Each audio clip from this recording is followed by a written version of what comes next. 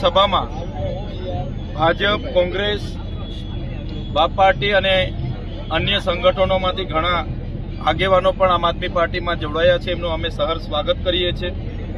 જે પ્રકારે હજારોની સંખ્યામાં જનમેદની અહીંયા ઉમટી હતી એ પુરવાર કરે છે, સાબિત કરે છે કે આવનારી તાલુકા જિલ્લા પંચાયતોમાં તમામ લોકો આમ આદમી પાર્ટી સાથે છે અને આમ આદમી પાર્ટીને દાહોદ જિલ્લા પંચાયત હોય કે તમામ તાલુકા પંચાયતો એમાં આમ આદમી પાર્ટી સ્વતંત્ર લડશે અને સ્વતંત્ર જીતશે એ આજે જનમેદની પરથી સાબિત થાય છે.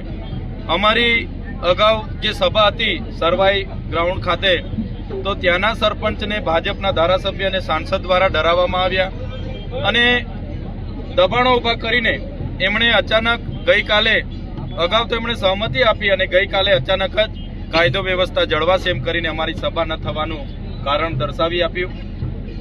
માત્ર ને માત્ર 18 થી 20 કલાકની અંદર નંદેલાવ ખાતે એક જમીન માલિકે અમને જગ્યા આપી અને અમે અહીંયા સભા કરી. આ લોકશાહી દેશમાં જે પ્રકારને દિવસે ને દિવસે ભારતીય જનતા પાર્ટીનો જે ડર વધી રહ્યો છે એ આનું નીતિ જે તાનાશાહીની છે તેનું આ ઉત્તમ ઉદાહરણ છે. આ દાહોદ જિલ્લો સમગ્ર ગુજરાતમાં ભ્રષ્ટાચારનું એપી સેન્ટર છે. અહીંયા મનરેગામાં ખૂબ મોટું કૌભાંડ જે બચુભાઈ ખાબડના દીકરાઓએ કર્યું, એ જ પ્રકારે ગુજરાત પેટર્નમાં ખૂબ મોટું કૌભાંડ છે. આદિ આદર્શ ગામમાં ખૂબ મોટું કૌભાંડ છે. એ જ પ્રકારે નળ સે જલમાં પણ ખૂબ મોટું કૌભાંડ છે. અહીંયા દાહોદ જિલ્લામાં 73 AA ની જે આદિવાસીઓની જમીનો હતી એ પણ આ નેતાઓના ઇશારે અધિકારીઓએ બારોબાર થર્ડ પાર્ટીઓને વેચી મારી છે. એની પણ તપાસ ચાલતી હતી અને ભાજપના નેતાઓના સુધી રેલા ગયા અને તપાસો પણ બંધ થઈ છે.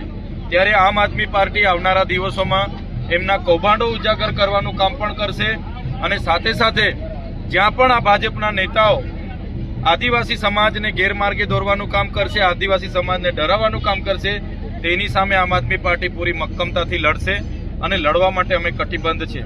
ત્યારે સભા ન થવા દેવાનું માત્ર ને માત્ર કારણ અમને એવું લાગી રહ્યું છે કે આદિવાસી સમાજ હોય, ઓબીસી સમાજ હોય, કોળી સમાજ હોય કે દલિત પીછડા વંચિત સમાજ હોય, એ ત્યારે SIRની વાત કરે, UCCની વાત કરે, UGCની વાત કરે, બંધારણીય અધિકારોની વાત કરે, સામાજિક અધિકારોની વાત કરે અને પોતાના બજેટની વાત કરે.